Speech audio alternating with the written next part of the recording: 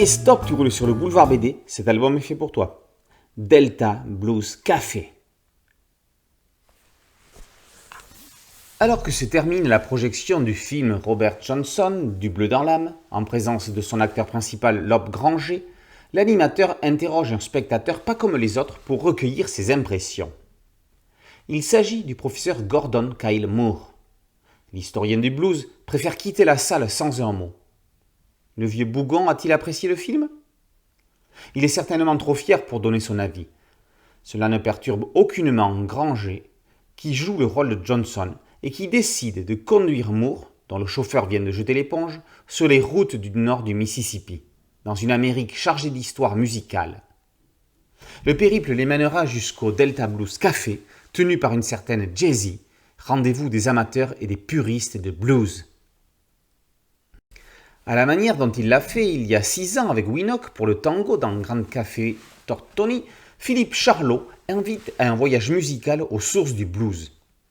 Il faudra les anglo-saxons Rolling Stones ou Eric Clapton pour populariser ce style américain et le faire véritablement découvrir au monde entier. À travers cette musique, Charlot évoque l'émancipation de la population afro-américaine qui a ouvert son âme dans des compositions émouvantes comme celle de Robert Johnson, servant de point de départ à ce road movie. C'est le 6e album que Philippe Charlot scénarise pour le dessinateur polonais Miraz. Les auteurs ont choisi de le réaliser en couleur car, comme le justifie le professeur Moore, les bluesmen ont vécu dans les couleurs de leur paysage, dans le bleu de leur ciel, dans le noir de leur peau et dans le rouge de leur sang. En nous amenant sur ces traces, le vieil homme ne nous entraîne pas que dans une histoire de musique, mais aussi dans une histoire d'amour. Revenons sur la vie de celui qui sert d'élément déclencheur de cette histoire. Années 30, Robert Johnson est l'un des meilleurs guitaristes de blues de l'époque. S'il est devenu aussi doué, c'est, selon lui, parce qu'il a pactisé avec le diable. Lui, qui enregistra seulement 29 morceaux, deviendra mondialement connu dans les années 60 avec la sortie d'un disque. Il est mort depuis bien longtemps, en 1938. Il est le premier à faire partie de ce qui deviendra le fameux club des 27. Il a certainement été empoisonné par un barman dont il a eu une relation avec la femme. À cette époque, le vaudou faisait partie intégrante de la culture locale.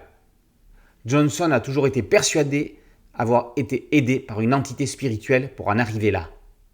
Il avait en tout cas un mentor en la personne d'un certain Zimmerman. Quand on entend des notes en lisant un livre, c'est probablement que le message est passé.